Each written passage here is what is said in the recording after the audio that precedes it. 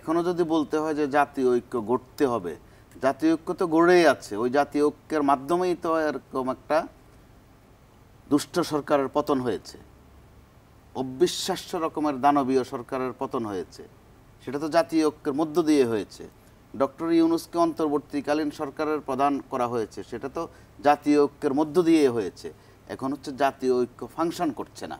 আমরা প্রতিনিয়ত যেখানে যেখানে সংস্কার হওয়া দরকার, সংশোধন হওয়া দরকার, ঐক্য গড়া দরকার, ওখানে ওই শব্দটা উচ্চারণ করতে না করতে আমরা পাশে আরেকটা নিয়ে আসছি, যেটা আমরা স্পষ্টই খেয়াল করেছি 5 আগস্টের পর থেকে সরকারের পতন হয়েছে, সাথে সাথে আলোচনা শুরু হয়ে গেল অথবা বাতলে দেয়া হলো যে এই সরকারকে হঠাতে বিএনপির অবদান বেশি ছিল নাকি ছাত্রদের।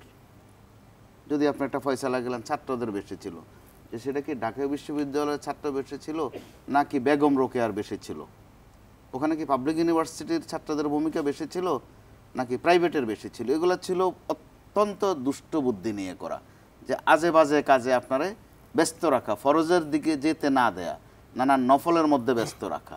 তো এরকম একটা অবস্থায় জাতীয় ঐক্য গড়তে হবে, আহ্বান ঠিক আছে, তো গড়তে বাধাটা কোথায়?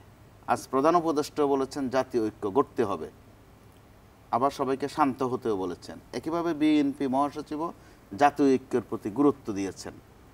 তো শান্ত থাকারও তো একটা মাত্রা আছে। যারা সাধারণ জনগণ, সাধারণ বলতে একেবারে সাধারণ, হয়তো আন্দোলনে যায় না, রাস্তায় নামে না, আশেপাশে থাকে, কিন্তু জীবনটা আবার তার আর তার সন্তানেরই বেশি যায়, অন্যদের যায় না, তাদের বেদনাও কিন্তু বুঝতে হবে।